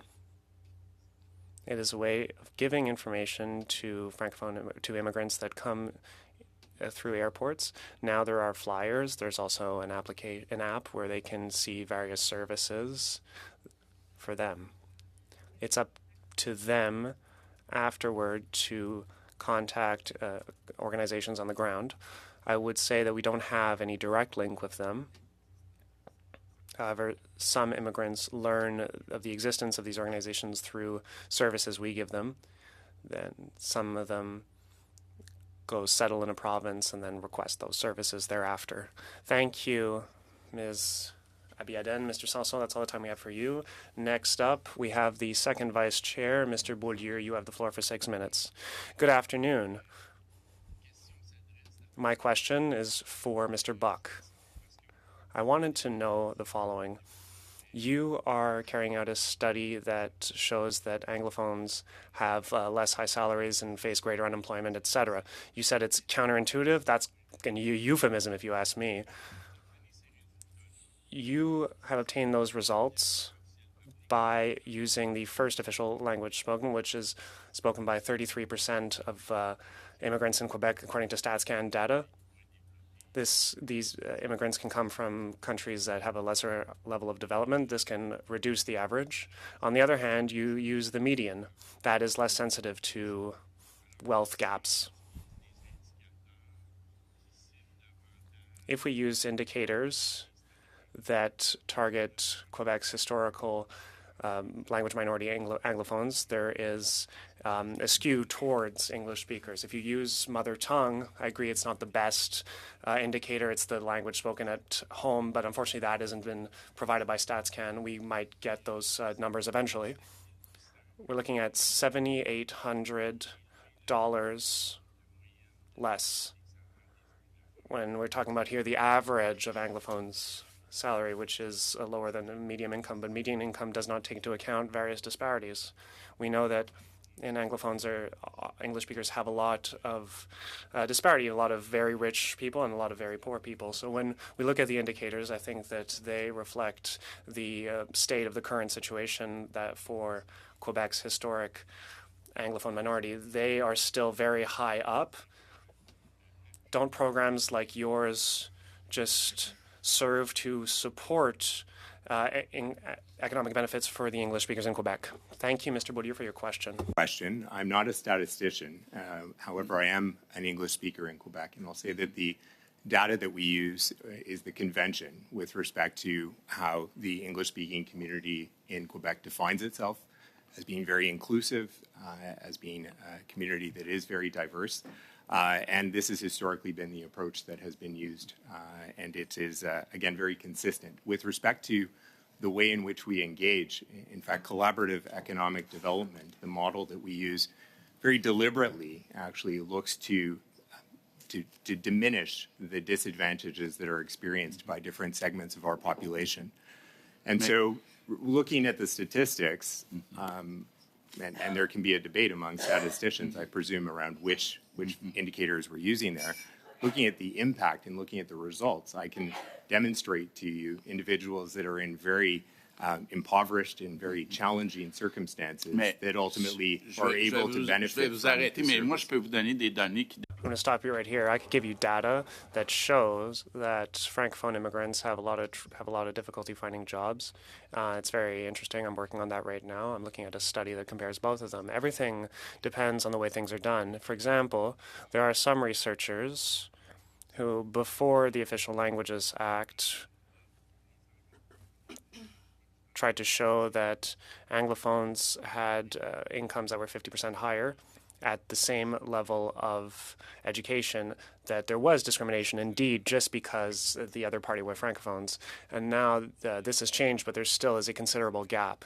The Office de la Langue Française showed that people who use only English at work earn on average $46,000. That is 20% more than those who use French at work. When we compare people with regard to whether they use English or French, the English speakers always come out on top. And it seems perfectly unjust that programs like this would support only Anglophones. For me, this is discrimination. It's the majority. It's almost as if the majority in Canada comes to Quebec. The Anglophones have always had an economic edge. Now that is being strengthened. And there are now additional programs that are just for English-speaking immigrants. Quebec, to ensure the demographic weight of Francophones, must franchise 90% of immigrants just to ensure the demographic weight of Francophones. What you're doing is putting these Francophones in a minority setting. Because I think this is such a fundamental concept when we look to economic development within official language minority communities. The economy does not operate in English and it does not operate in French. The economy is something that we all share. And in fact, when a program is engaged, particularly using the collaborative economic development model, which we use, we very, very deliberately engage with the majority population. And so any economic activity, any economic benefits that are felt by individuals and communities are not felt uniquely by members of an English-speaking minority community. I would say do it on the French speaker side and it would help English speakers indirectly. But just to say, I looked at, since 2005, the Community Economic Development and Employability Corporation. And wanted to use your French name, but it doesn't seem you have one. You received $43 million.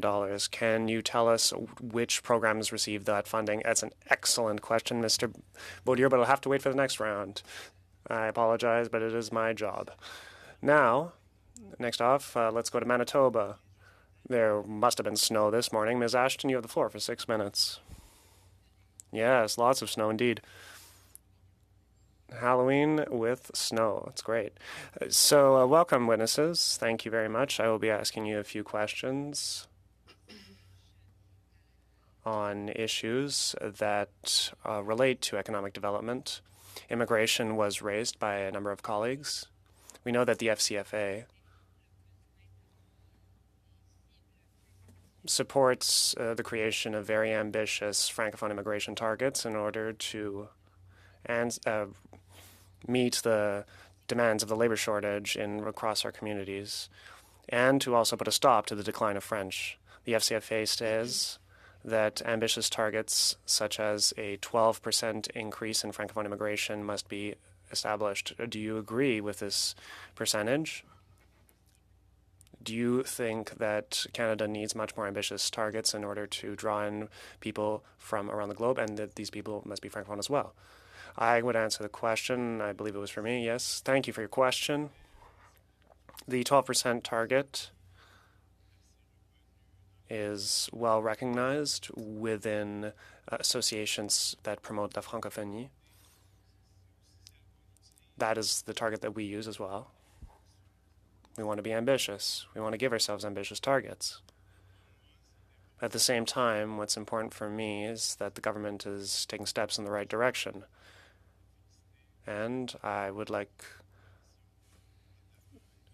always commend the government if there are more Francophones at the end of the day. The target can't go from 4% to 12% over 1 year. I understand it's important to have ambitious targets in the long run, but I also think that we need to recognize the efforts that are being done on a daily basis.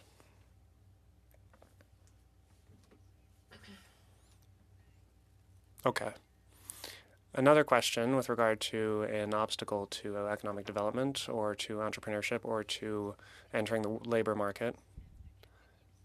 This obstacle is the not being able to access daycare. We've talked about this multiple times during this in this committee. We know that there is a lack of daycare services in French across Canada, and this means that there is many women don't have the option of sending their kids to French daycare, and this can create many problems with regard to going back to work. Do you think that we need to invest in French language daycare services in order to meet the demands of the labor shortage? Would that respond to the economic criteria in your opinion? Yes, of course. There have already been investments. A program has already been set up. R&D Canada played a role. There were spots that were created. People started their own small businesses. There were daycares that started up in French instead of in English.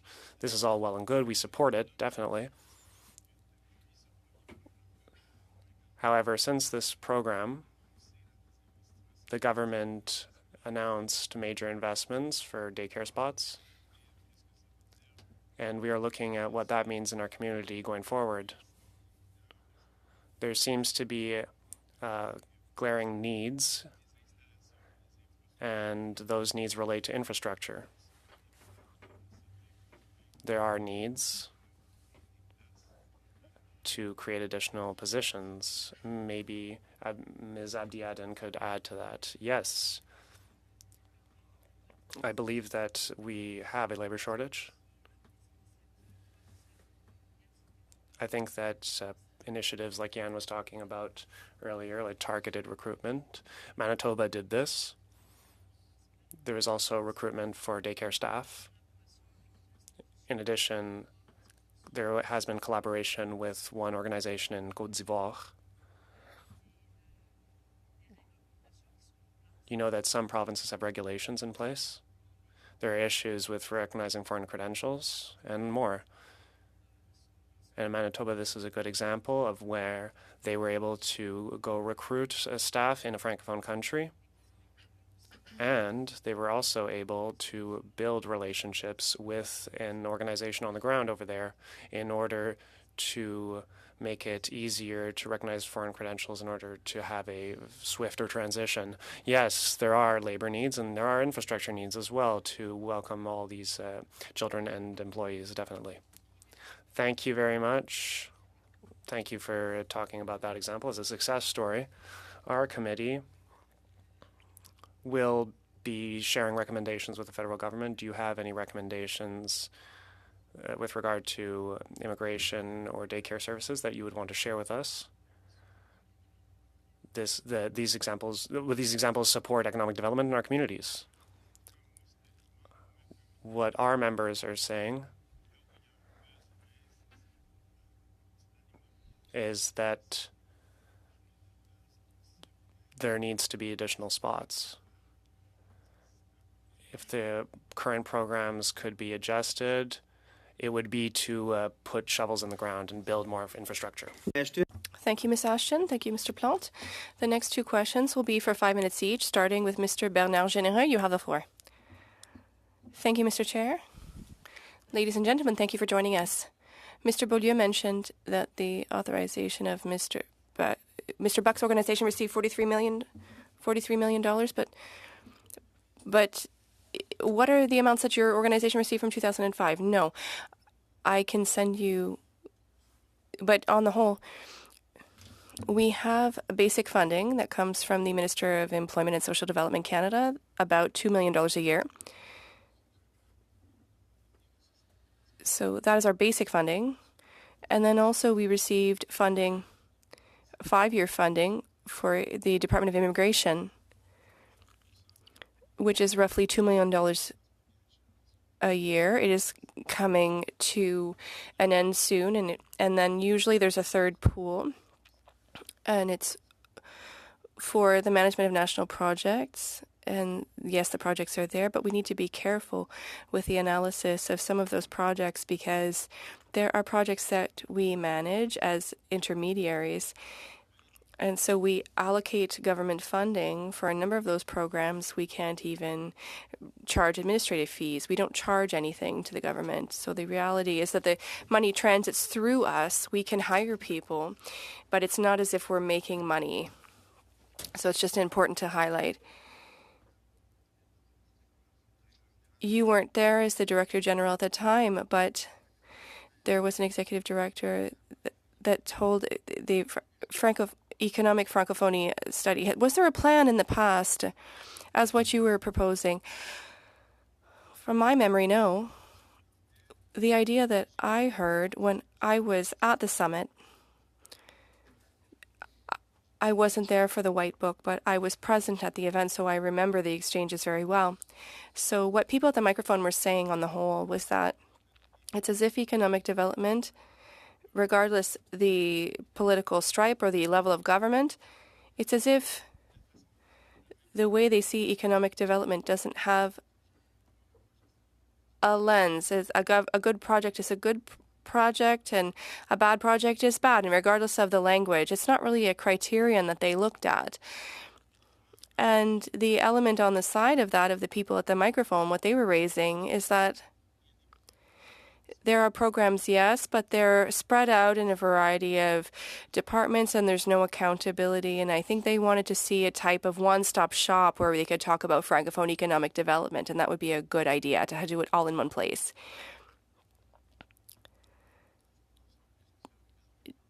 Did you assess what that would mean in monetary terms on the whole to establish this one-stop shop? Well, I don't have an amount. What I understand is that the desire was particularly for a type of coordination or a cohesiveness on economic development. So, of course, that would mean millions of dollars, but how much exactly, I wouldn't be able to say, but what I felt from people at the mic was that and Rukia too, is that there was an importance given to economic development in French, but above and beyond the official languages action plan, which is great, but it's not exactly economic development in French as such. I read some publications and you made a tour across Canada. It was exceptional that Francophones, especially in minority settings, it's impressive what they were able to do despite the language barriers. And you said earlier, how should I say it? What's good for us is good for everyone. It's what's good for Francophones is good for Anglophones too. And the inverse is true as well. Francophones create jobs for Anglophones as well. Madame Abdi Aden, you spoke earlier about international recruitment. Are there countries with which you had more difficulties seeking out people, or regions of the world that are more problematic for carrying out Francophone recruitment? In 20 seconds, please. I would say no. I know that some countries refuse to allow us to do recruiting in Algeria, for example. We can't do it there. Elsewhere, we haven't really experienced that because the only recruitment event done internationally is Destination Canada, and that is often in Paris or in Belgium and in Morocco. But thank you, Madame Abdi Abden. I'm sorry time is short. I'd like to give everyone a chance. Madame Fortier, welcome to the Official Languages Committee, and you have 5 minutes. Thank you very much, Mr. Chair. Good afternoon. So I feel like I'm going back 25 years. Why? Because I had the privilege of one of the founding members at the time at the advisory committee for Francophone issues, which became ALDE Canada. So to come back to this, how is ALDE Canada working with all of its friends today, not only with contributions from the federal government, but have you been able to obtain services or modeling structures that allow you to promote business or employability across the country in rural and urban areas? Thank you for the question.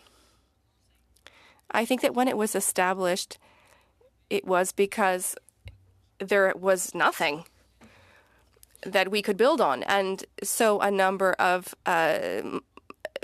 frameworks were put in place, including all of the employability services that were established. Those did not exist before. That's often, well, I think that there has been a lot of evolution, and it started with basic services.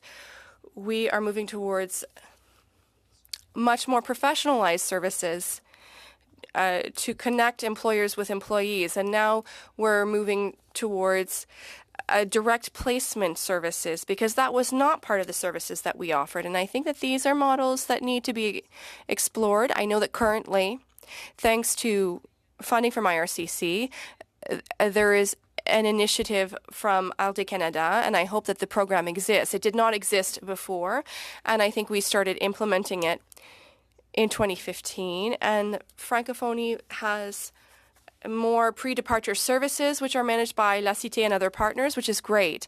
And that's for entrepreneurship as well. I think that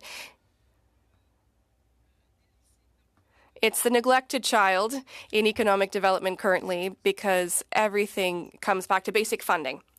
There needs to be entrepreneurship in all sectors that could exist just with basic funding that we receive.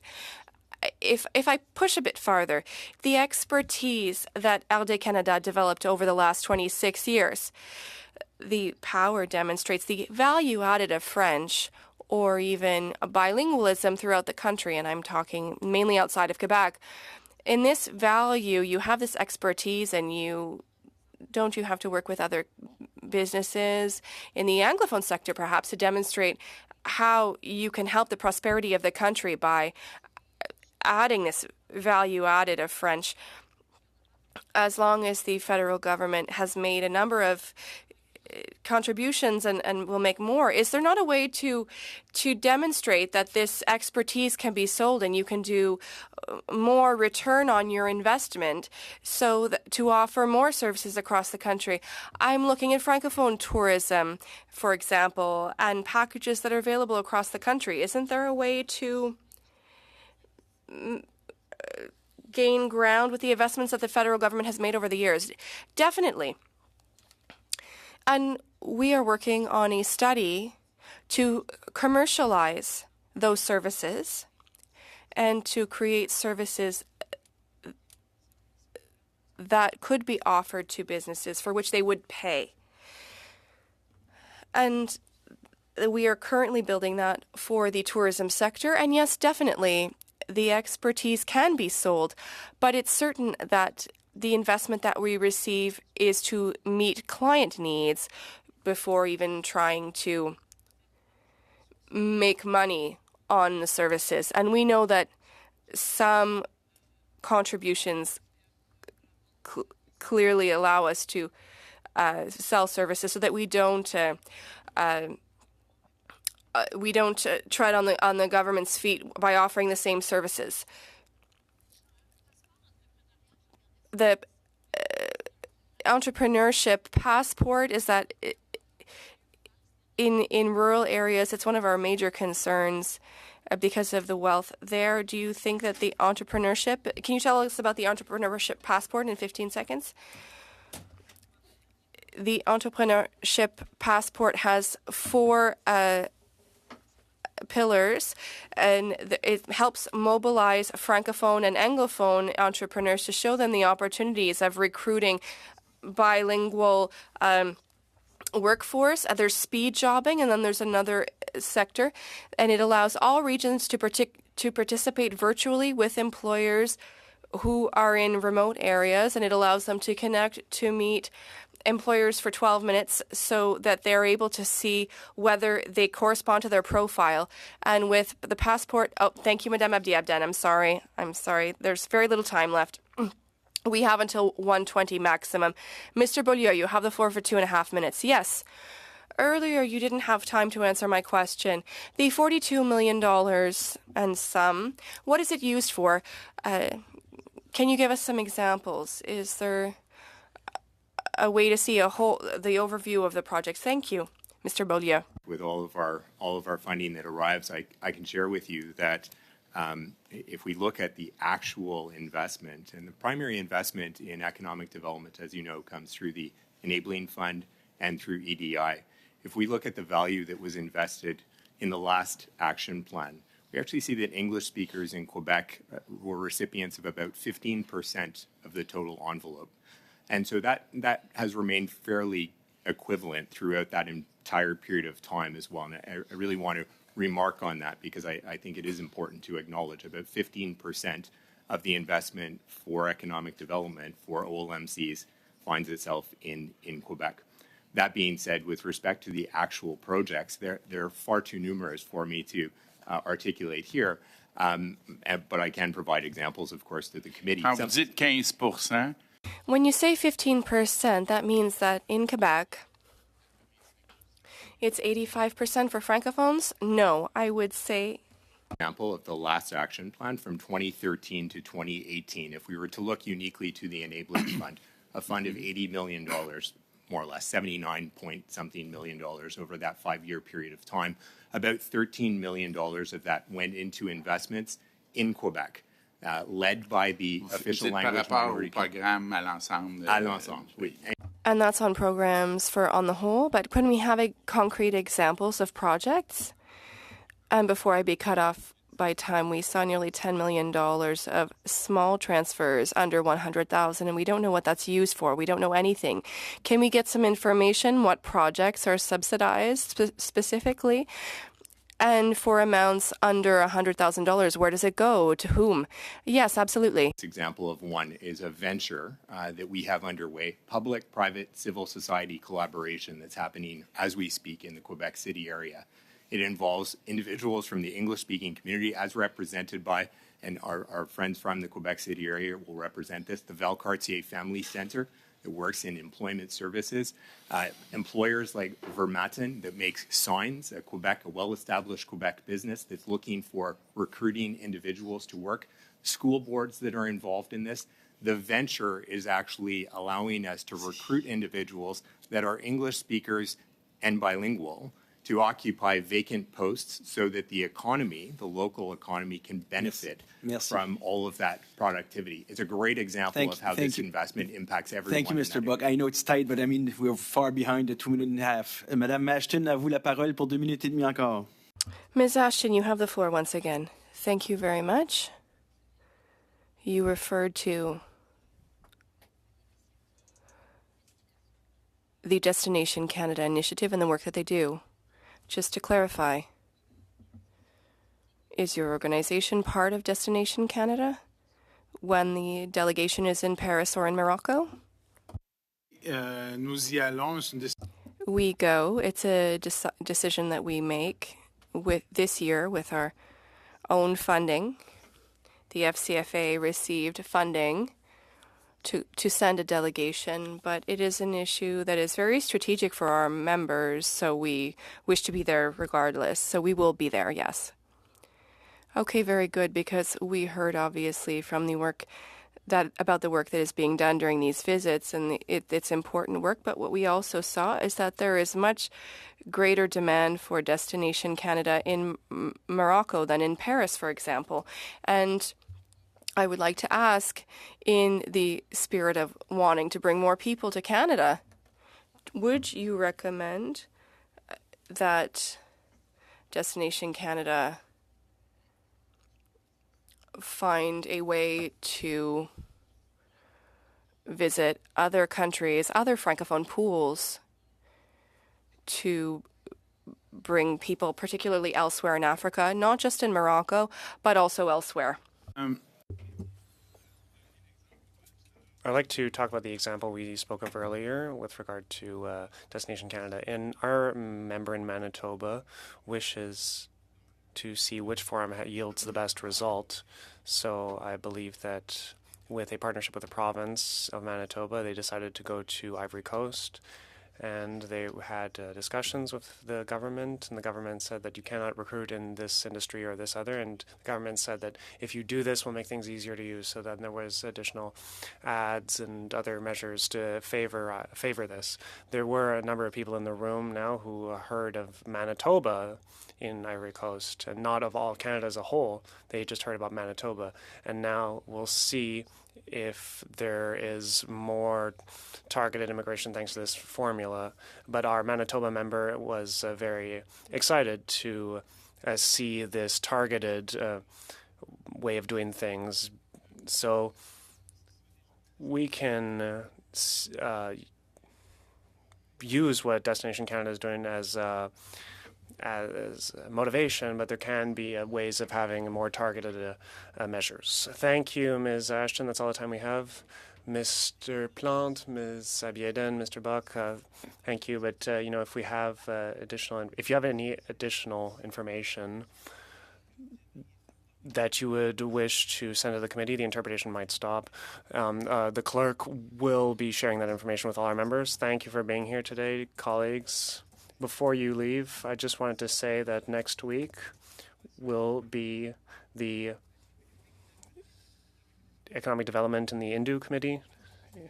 Rather, this Wednesday. Yes, thank you, clerk. Inaudible. November 8th, confirmed? Nope, not yet. There's a letter coming. I was just saying that on the good advice of the clerk and the analysts, we did not just look at ISED, we also wanted in the second hour to have agencies that do work on the ground, so DEC, PICA, Dev North, etc. So not only officials from here, but officials from the regions. So that said, the meeting is adjourned.